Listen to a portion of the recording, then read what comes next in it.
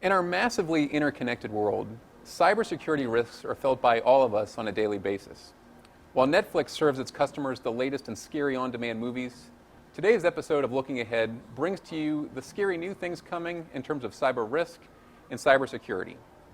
I'm your host, Al Dominic, and as the CEO of Director Core, an information resource that provides peer insight on crucial strategic issues to corporate leaders, I can think of few issues as strategic, risky, and potentially as expensive as the one we're addressing today. With us are Leo Tadeo and Kyle Murray. Leo is a former special agent in charge of the FBI Cyber and Special Operations Division in New York City. Currently, he is the Chief Information Security Officer at Sextera Technologies, a secure infrastructure cyber company with a worldwide footprint. His counterpart in today's episode is Kyle Murray, a senior manager at Crow. There, Kyle focuses on cyber threats, assessments, and incident reporting. So Leo, we can tackle this topic in so many ways, but given that you're in the C-suite, what do you personally think your peers need to know about their company's cyber protections? Well, that's a great question. Of course, it depends on the type of company and the sector that they're in and the maturity level that they have in protecting themselves against cyber threats today. The main concern is how do you balance business operational risks with increasing cyber risk, which is a balancing of budgets, it's a balancing of staff, and it's a balancing of priorities within the company. So in my view, what companies need to think about is just how big of a problem cyber can be to them. Not every company is under the types of threats that we see, financial institutions, for example, or healthcare companies, for example, recently.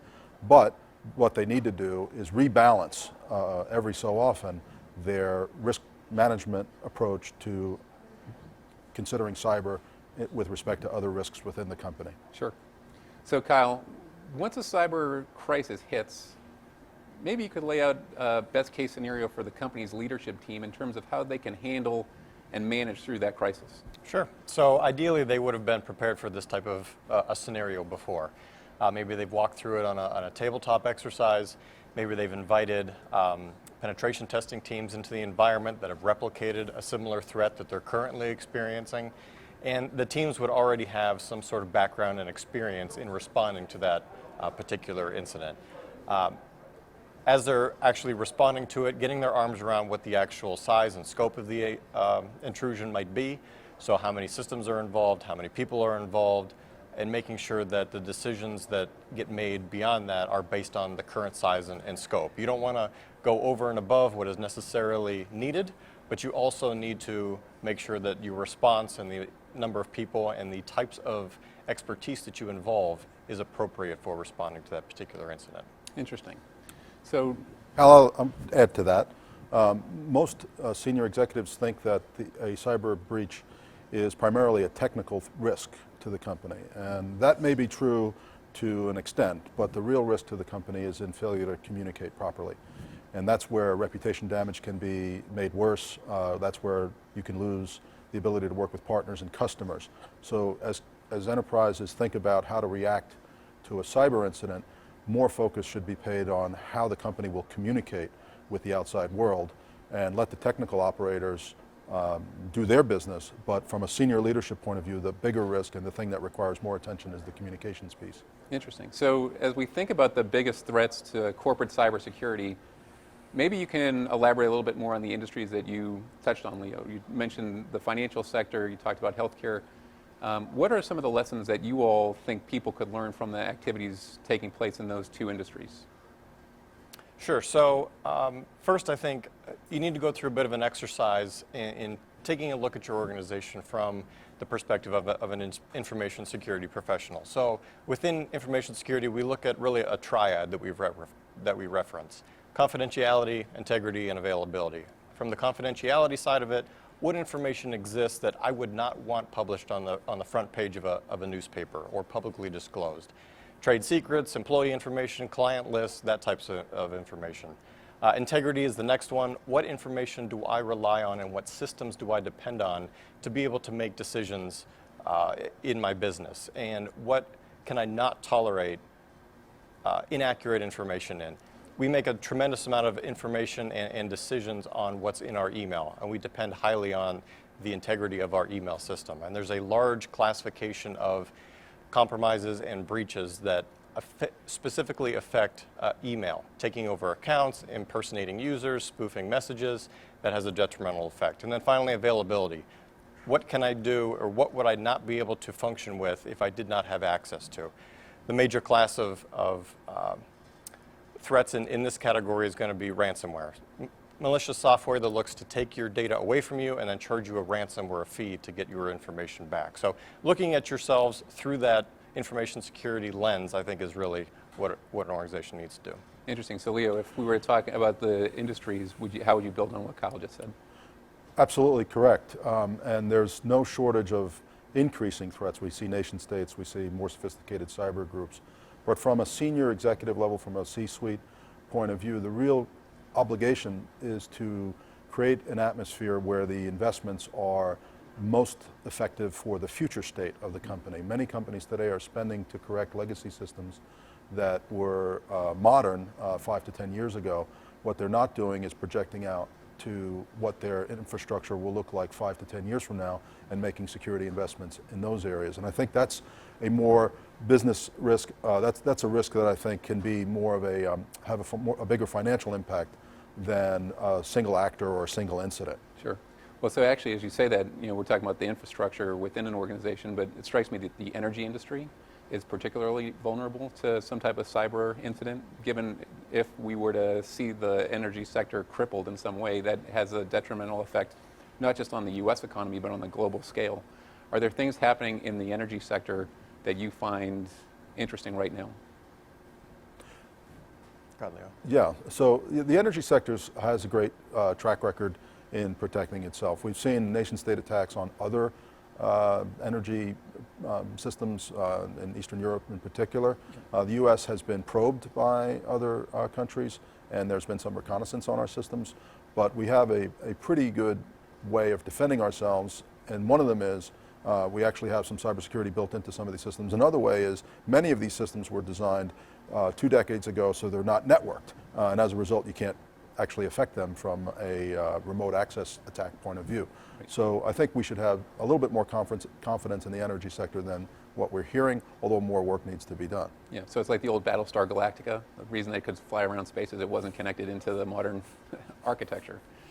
When we're talking about where companies could go and what they can do, it's hard not to account for the government's role, especially if you're a public company. I'm curious, Kyle, maybe you can talk a little bit about public company expectations of the government, and then maybe we could talk to Leo about how government organizations work with corporations. Sure. So first thing you need to understand as well is I think the government is struggling with this problem just like corporate America is as well.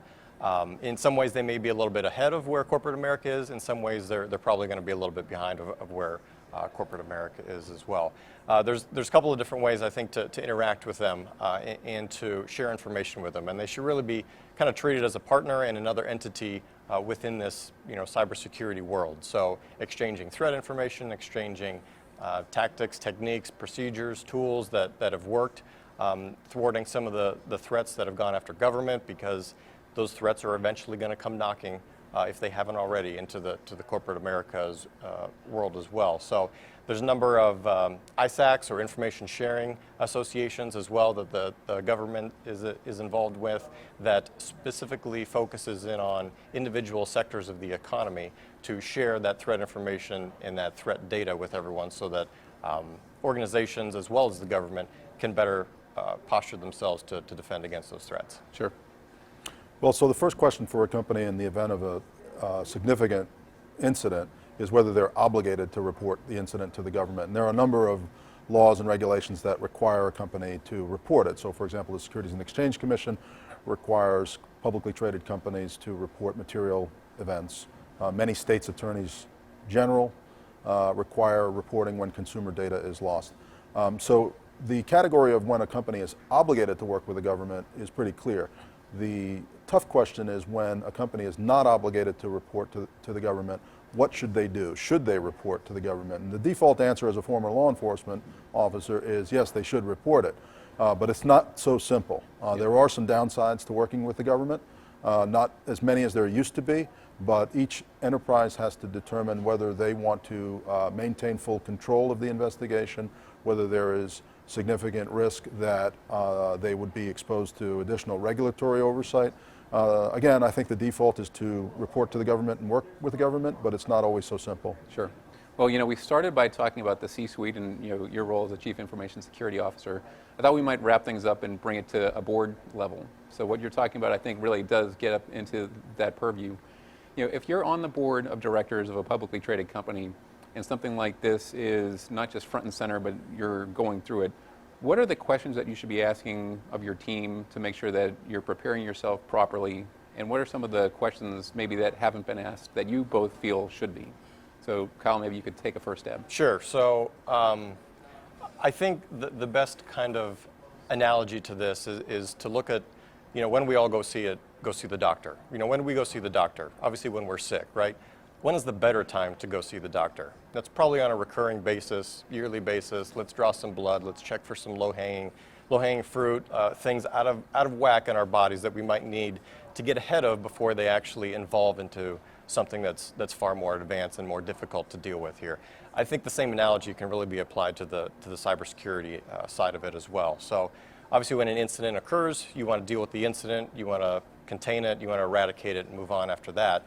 But having a periodic checkup to see where we're currently at, how do we currently compare, what is the low-hanging fruit that might be able to be taken advantage of, and can we address that, can we identify it, and can we fix it while the good guys have identified it before the bad guys have identified it there. Interesting. Right, so given that each company has a different posture and different risk profile, there really is no one or even a small set of questions to ask to fix the problem. In my view, in my job as a CISO and the job of other executives in the board, in my view, is to create an atmosphere where it's safe for people to tell you the truth. That's really the key. It's creating a security culture where risks are identified, they're properly mitigated, and those business risk owners are held accountable for not taking the proper action. That's not always the case, and we've seen that in a number of major incidents where blame has been shifted, and those who were supposed to be accountable were not held accountable, and those who were ultimately capable of fixing a problem were not motivated to do so because the culture didn't encourage it. So from a senior point of view, from a C-level, from a board level, it's about creating a culture and an atmosphere where people feel that they are capable of telling the truth about a risk, and those who are capable of addressing it are encouraged to do so. Great. Well, this has been a fascinating and thought-provoking conversation. We could certainly go a lot deeper, but let me just say I'm Al Dominic, and thanks for looking ahead with Leo, Kyle, and me today.